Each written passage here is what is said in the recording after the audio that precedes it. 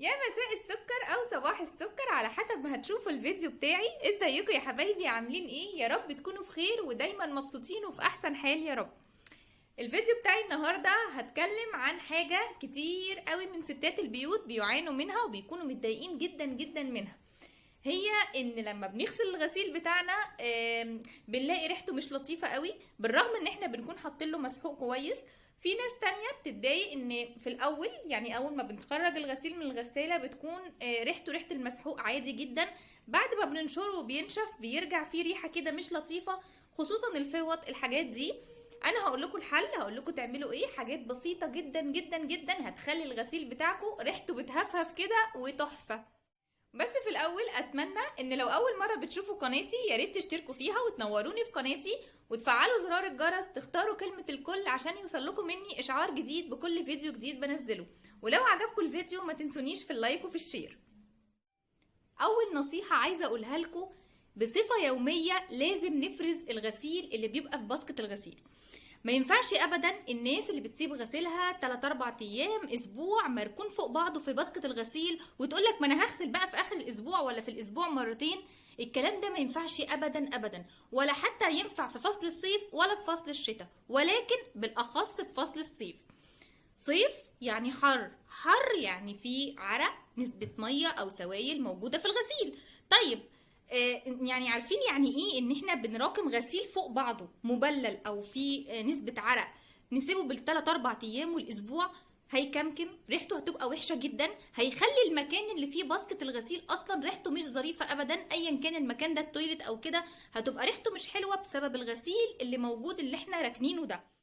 فيا ريت يا ريت يا جماعه بصفه يوميه نفرز الغسيل. لو محتاجين نغسل كل يوم نغسل كل يوم ويوم، المهم ان ثبت الغسيل ده يفضل فاضي على طول، ما نراكمش اي غسيل ابدا وخصوصا في فصل الصيف. تاني نقطه بقى هقولها لكم بالنسبه للغساله. دايما للغساله تعملوا بصفه دوريه، مثلا كل شهر او حاجه. هتعملوا ايه بقى؟ والكلام ده كان قالهولي مهندس الصيانه لما جه يصلح لي الغساله قبل كده. ازازه خل، ازازه كامله خل طبعا مش غالي، ازازه كامله خل. ده انت بتعملي الموضوع ده كل 3 اسابيع، من 3 اسابيع لشهر، تمام. وبتحطي شويه ملح ليمون، شويه ملح ليمون مع ازازه الخل، وبتشغلي دوره غساله كامله على درجه حراره عاليه.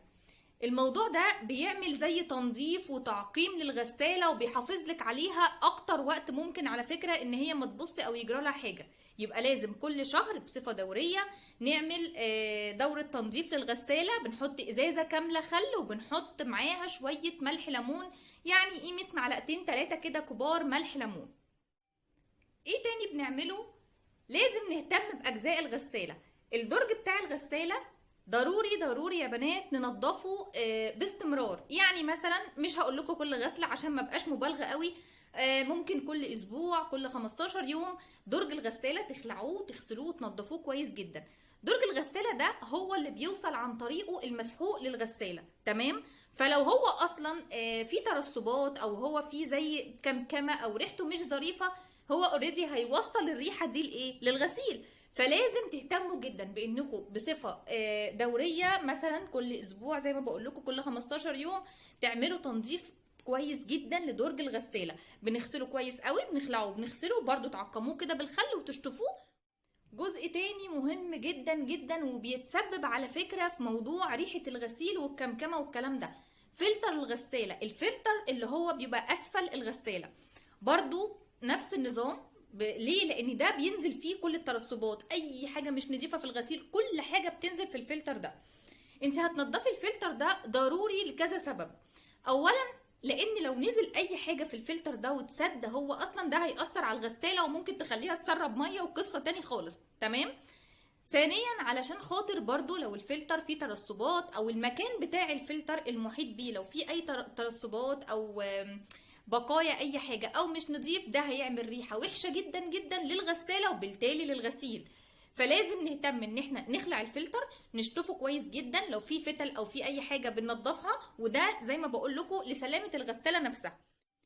وبالنسبه برضو للمكان اللي بقى فيه الفلتر ده، بننضفه كويس جدا بشويه ميه وشويه خل وفوطه مثلا، ونعصرها وننضف بيها المكان ده كويس قوي. النقطه دي مهمه جدا جدا جدا، علشان هتأثر فعلا على الغساله او على ريحه الغسيل. لما بنيجي بقى نحط الغسيل في الغساله، طبعا بنحط المسحوق في الدرج. بنحط ايه بقى مع المسحوق؟ بنحط نص فنجان خل. الفنجان العادي يا جماعه، العادي بتاع القهوه، بنحط نصه بس خل. طيب هل ده هيأثر على الغسالة؟ مش هيأثر أبدا، احنا زي ما قلنا بننضف الغسالة بالخل. طب هل هيأثر على الهدوم؟ خالص. احنا لما بنيجي نشتري هدوم جديدة بنحطها بننقعها كده في شوية خل ومية علشان يثبت الألوان. فإن احنا نحط خل في الغسالة مع الغسلة ده مش هيأثر أبدا، ولا على الغسيل ولا على النسيج بتاع الغسيل ولا على الغسالة. طب هيعمل ايه يعني الخل ده؟ الخل ده هيخلي الغسالة دايما متعقمة ويعقم الغسيل نفسه، وفي نفس الوقت يعني عارفين اللي هو هيلقط كده اي روايح ممكن تكون موجوده في الغسيل. انا شخصيا مع كل غسله بحط نص فنجان خل، نص فنجان خل مع كل غسله. بجد حلو جدا جدا. عايزه اقول لكم كمان ان نص فنجان الخل ده لما بنحطه مع المسحوق في الدرج بيزيد من فاعليه المسحوق، يعني فاهميني، بيخليه يتفاعل اكتر وينظف اكتر واكتر الغسيل. فالنقطه دي مهمه قوي قوي قوي لو اتبعتوها. ومهم جدا جدا جدا ان بعد ما نخرج الغسيل بره الغساله نمسح الكاوتش بتاع الغساله، الكاوتش اللي هو بقى في الباب ده. بصوا بقى لمليون سبب. اول حاجه ان احنا لما بنمسح الكاوتش بتاع الغساله ده ما بيبقاش فيه ميه متراكمه، وبالتالي هتعمل ريحه وحشه جدا جدا. يعني بصوا، ولو يعني احفظوها كده، لو الغساله فيها ريحه مش ظريفه هيأثر على ريحه الغسيل، ما هي معروفه تمام.